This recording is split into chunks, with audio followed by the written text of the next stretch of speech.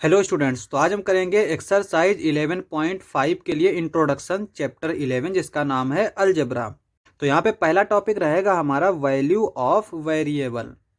Variable के बारे में हम जानते हैं कि कोई एक्सप्रेशन होता है, ठीक है। इसमें ये जो एक्स वाई जेड या फिर T V A B C D type के कुछ भी अगर हमें दे रखे हैं तो वो वेरिएबल होते हैं। अब हमसे पूछ रहा है कि वैल्यू ऑफ वेरिएबल क्या होता है। अब एक चीज़ देखो, जैसे हम यहाँ पे एग्जांपल के लिए लिख लेते हैं ये 4x+3, ये हमारा क्या है, एक एक्सप्रेशन है। और इसको अगर हम ले लेते हैं इज इक्वल्स टू 8, तो अब ये हमारा क्या हो गया, ये एक इक्वेशन बन गया। तो इक्वेशन क्या होता है, जिसमें वेरिएबल हो और इक्वल वाला साइन हो, इसी को हम इक्वेशन बोलेंगे। अब यहाँ पे इस तरफ वाला जो साइड होता है इसको बोलते हैं हम RHS, यानी कि राइट हैंड साइड। और इस साइड में यानी जो लेफ्ट में है इसको बोलते हैं LHS, लेफ्ट हैंड साइड। तो वैल्यू ऑफ वेरिएबल क्या होता है कि ऐसा वेरिएबल हम यहाँ पे रखें, यानी x की जगह पर हम एक ऐसा नंबर रखें जो लेफ्ट हैंड साइड को राइट हैंड साइड के इक्वल कर दे, ठीक है। तो यहाँ पे ये जो 8 है इसको हम कर लेते हैं 11, ताकि ये हमारे लिए आसान हो जाए। तो अब यहाँ पे अगर हम x की वैल्यू 1 पुट करें, हम मान लेते हैं हमने पुट किया x इज इक्वल्स टू 1, तो ये क्या हो जाएगा, ये हो जाएगा 4 1 प्लस 3। और 4 1 का मतलब हुआ 4 प्लस 3, और ये आ जाएगा 7। यहाँ पे ये 7 है और इधर क्या है 11 है, तो ये RHS के इक्वल नहीं आया। और अगर x इज इक्वल्स टू हम 2 पुट कर रहे हैं तो ये क्या हो जाएगा 4 2 प्लस 3। 4 2 का मतलब है 4 इंटू 2, यानी मल्टीप्लिकेशन होता है यहाँ पे।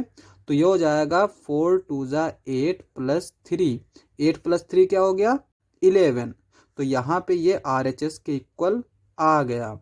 तो इस वेरिएबल की वैल्यू क्या होगी, 2 होगी, यानी x इज इक्वल्स टू 2, ये हमारा आंसर हो जाएगा। और इसी को बोलते हैं हम इस इक्वेशन का सॉल्यूशन।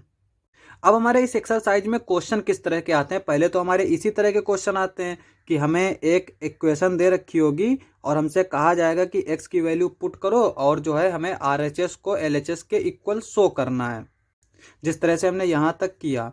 दूसरा क्या होगा कि हमें पहचानना होगा कि कौन सी इक्वेशन है और कौन सी इक्वेशन नहीं है। तो इक्वेशन के लिए हमने बताया कि वेरिएबल होना चाहिए और ये इक्वल वाला साइन होना चाहिए, ठीक है। तो इक्वेशन हमारी किस किस तरह से हो सकती हैं, इस तरह से हो सकती है 3y+2 इज इक्वल्स टू 5, ठीक है, ये हमारी एक इक्वेशन है। और इस तरह से यहाँ पे वेरिएबल बदल सकते हैं, 2x इज इक्वल्स टू 1, ये भी एक इक्वेशन है। 3t इज इक्वल्स टू 5, ये भी इक्वेशन है। इसी तरह से अगर हम ले लें z के टर्म में 3z इज इक्वल्स टू 11, ये भी हमारी एक इक्वेशन है। लेकिन अगर हमारा सिर्फ लिखा है 3z तो ये इक्वेशन नहीं है, ये एक्सप्रेशन है, ठीक है। इक्वेशन के लिए क्या ज़रूरी है, एक तो वेरिएबल होना चाहिए, दूसरा इक्वल का साइन होना चाहिए। इसी तरह से अगर हमारा लिखा है 3y greater than 2, तो ये भी हमारी इक्वेशन नहीं होगी क्योंकि यहाँ पे इक्वल वाला साइन नहीं है। और इसी तरह से अगर हमारा लिखा है 3 greater than 2, तो ये भी इक्वेशन नहीं होगी क्योंकि इसमें ना तो वेरिएबल है और ना ही इक्वल वाला साइन है। इसी तरह से अगर हमारा लिखा है कहीं पे 8/4 इज इक्वल्स टू 2, अब यहाँ पे इक्वल वाला साइन तो है लेकिन अगर हम इसमें देखें तो वेरिएबल नहीं है, तो ये भी हमारा इक्वेशन नहीं होगा। तो इस तरह से हम इक्वेशंस को पहचानेंगे कि कौन सी इक्वेशन है और कौन सी इक्वेशन नहीं है। और तीसरी तरह के जो क्वेश्चन आते हैं वो इस तरह से होते हैं कि हमें एक इक्वेशन दे रखी होगी, जैसे हम मान लेते हैं यहाँ पे हमें दे रखा है 10y इज इक्वल्स टू 40 और ब्रैकेट में दे रखा है y इज इक्वल्स टू 4, और हमसे पूछा जा रहा है कि क्या ये जो है वो इसका सॉल्यूशन होगा या फिर नहीं होगा। तो हम क्या करेंगे, इस y की वैल्यू यहाँ पे पुट कर देंगे। तो यहाँ पे क्या आ जाएगा 10 इंटू y यानी कि 4, और ये आ जाएगा 40, ठीक है। तो यहाँ पे हम देख सकते हैं y की वैल्यू अगर हम 4 पुट कर रहे हैं तो ये क्या आ गया 40 आ गया, और इधर राइट हैंड साइड में क्या है 40 ही है, तो इसका मतलब ये राइट हैंड साइड के इक्वल आ गया। तो ये इंप्लाई करेगा y इज इक्वल्स टू 4 इज सॉल्यूशन। तो यहाँ पे ये सॉल्यूशन है। इसी तरह से अगर हमारी इक्वेशन हम यही रखें 10y इज इक्वल्स टू 40 और यहाँ पे y इज इक्वल्स टू हम ले लेते हैं 5, तो यहाँ पे अगर हम देखें तो 10 5 ये क्या हो जाएगा 10 इंटू 5 जो कि 50 आएगा, और 50 हमारा RHS के इक्वल नहीं है क्योंकि RHS क्या दे रखा है 40 दे रखा है। तो इसका मतलब ये हुआ, ये इंप्लाई करेगा y is equals to 5 is not y is equals to 5 is not solution. तो ये हमारा सॉल्यूशन नहीं होगा। इसी तरह से हमें सिर्फ इक्वेशन दे रखी होगी, एक तरीका ये भी होता है, जैसे हमने मान लिया यहाँ पे हमें दे रखा है 4x plus 3 is equals to 11। अब हमसे पूछ रहा है कि इसका सॉल्यूशन बताओ, तो इसको हम डायरेक्टली सॉल्व कर सकते हैं। देखो एक तो तरीका यही था कि x की वैल्यू हम बदलते चले जाएंगे, x इज इक्वल्स टू 1 रखेंगे, 2 रखेंगे, 3 रखेंगे, और जहाँ पे हमें सॉल्यूशन मिल जाएगा यानी जहाँ पर LHS और RHS इक्वल हो जाएंगे वही हमारा सॉल्यूशन हो जाएगा।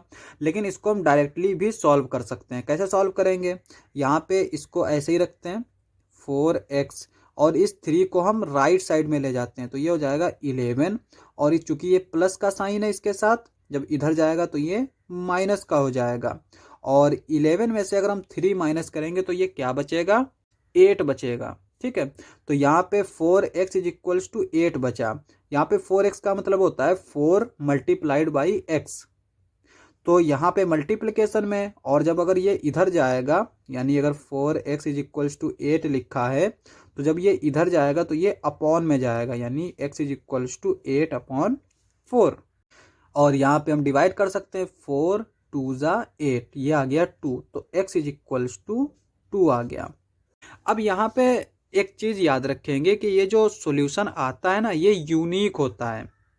किसी भी इक्वेशन में जो सॉल्यूशन आ रहा है ये यूनिक होगा। जैसे हमने इंट्रोडक्शन में शुरुआत में ही बताया था कि यहाँ पे हमने x की वैल्यू जब 2 पुट की तो x is equals to 2 answer आ गया। लेकिन अब अगर हम x is equals to 3 put करेंगे तो ये RHS के कभी इक्वल आएगा ही नहीं। ये RHS के इक्वल सिर्फ और सिर्फ x इज इक्वल्स टू 2 के लिए ही आएगा। तो एक इक्वेशन के 2 सॉल्यूशन नहीं होंगे, एक ही सॉल्यूशन होगा। ठीक है, जैसे यहाँ पे ये एक इक्वेशन थी, हमने यहाँ पे एक y इज इक्वल्स टू 4 रखा, y इज इक्वल्स टू 5 रखा, y इज इक्वल्स टू 4 जो है इसका सॉल्यूशन है, y इज इक्वल्स टू 5 इसका सॉल्यूशन नहीं है। तो इस इक्वेशन का सिर्फ और सिर्फ y इज इक्वल्स टू 4 ही सॉल्यूशन होगा, ना 5 हो सकता है, ना 6 हो सकता है, ना 7 हो सकता है, ना 8 हो सकता है, यानी कोई भी और सॉल्यूशन नहीं हो सकता है। ठीक है, तो ये चीज़ हम याद रखेंगे। इंट्रोडक्शन समाप्त। नेक्स्ट लेक्चर में करेंगे एक्सरसाइजेज। आज के लिए बस इतना ही।